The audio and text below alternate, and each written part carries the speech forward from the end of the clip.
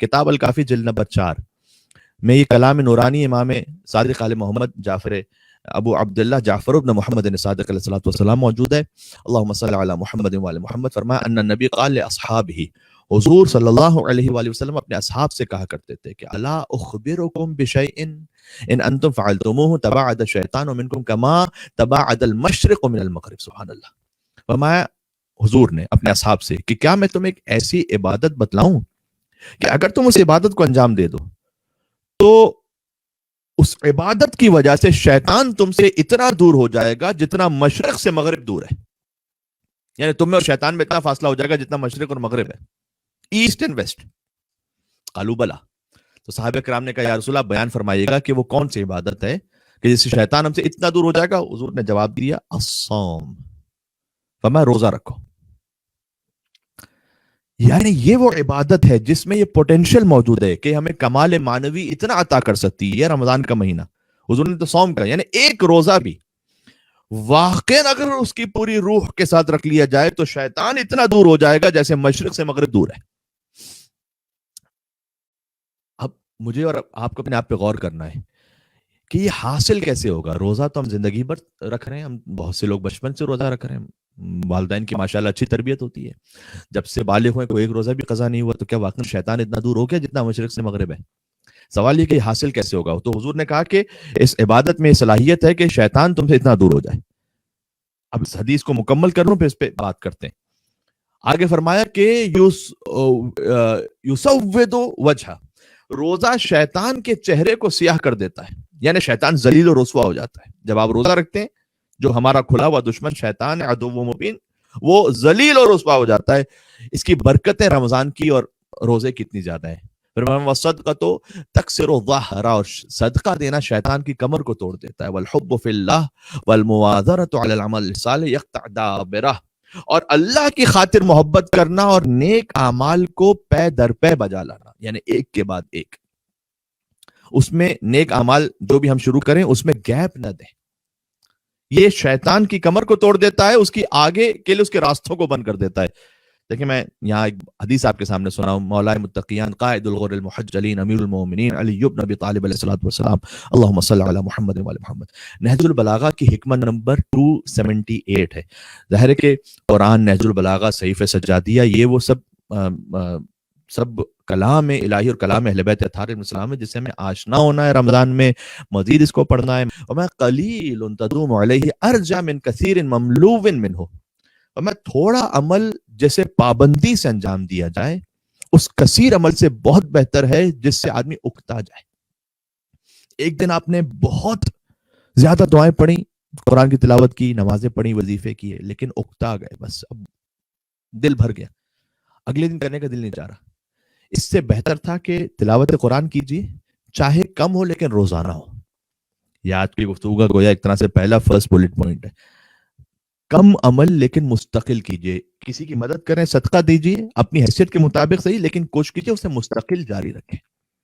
نماز شب پڑھیے 3 رکعت صحیح، لیکن کنٹینیوٹی کے ساتھ پڑھیے. اچھا ابھی آپ کیجیے گا تو کیا ہوگا؟ ایک کم عمل جسے آپ کنٹینیوس کرتے رہیں گے عمل صالح تو کیا ہوگا؟ یقطع دابرہ، اللہ شیطان کے برے ارادوں کو آپ سے روک لے گا. وہی روزے کا جو مقصد ہے کہ روزہ رکھنے سے شیطان اتنا دور ہو جائے گا جتنا مشرق سے مغرب. تو حضور نے فرمایا کہ روزہ شیطان کے چہرے کو سیاہ کر دیتا ہے، صدقہ اس کی کمر کو توڑ دیتا ہے. والاستغفار یقطع وتینہ، اور ساتھ میں اگر مغفرت بھی طلب کرتے چلے جائیے، سبحان اللہ کیا کہنا، تو یہ شیطان کی شہرت کو کاٹ دے گا. بات واضح ہو رہی ہے. تو حضور نے گویا یہ ایک مکمل، جس کو ہم کہتے ہیں نا کہ کمپلیٹ پیکج.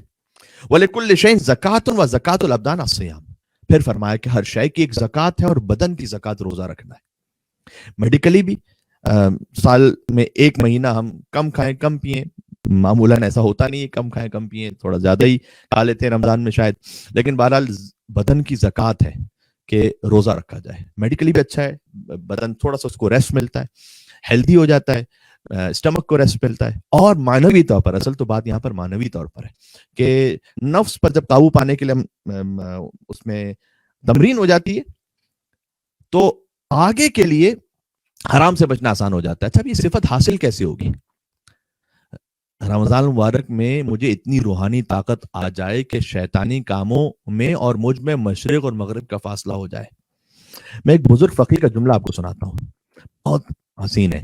وہ کہتے ہیں کہ نماز کے بارے میں کہتے ہیں نماز دو طرح کی ہوتی ہے, ایک ملفوظ اور دوسری مقبول. غور کیجیے گا, نماز دو طرح کی ہے, ایک ملفوظ نماز ہے, دوسری مقبول نماز ہے.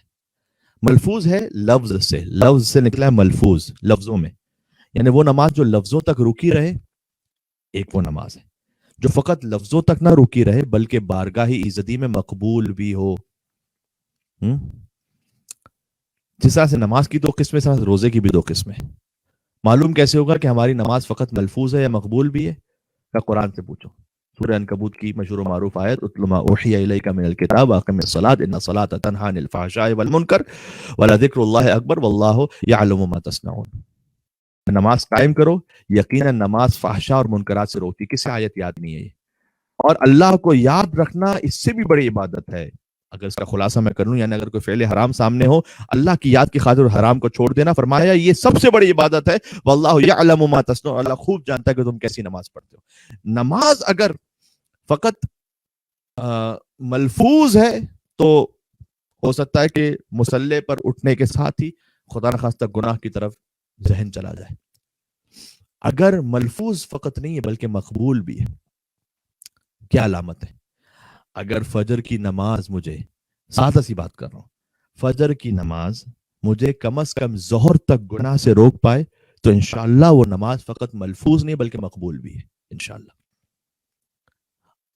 اگر آج کا روزہ, آج جو روزہ رکھا آپ نے, انشاءاللہ کل تک کم از کم مجھے گناہوں سے روک پائے, آپ کو اور مجھے, تو فقط شام, یعنی فقط یہ شکم کا روزہ نہیں تھا بلکہ پورے وجود کا روزہ تھا.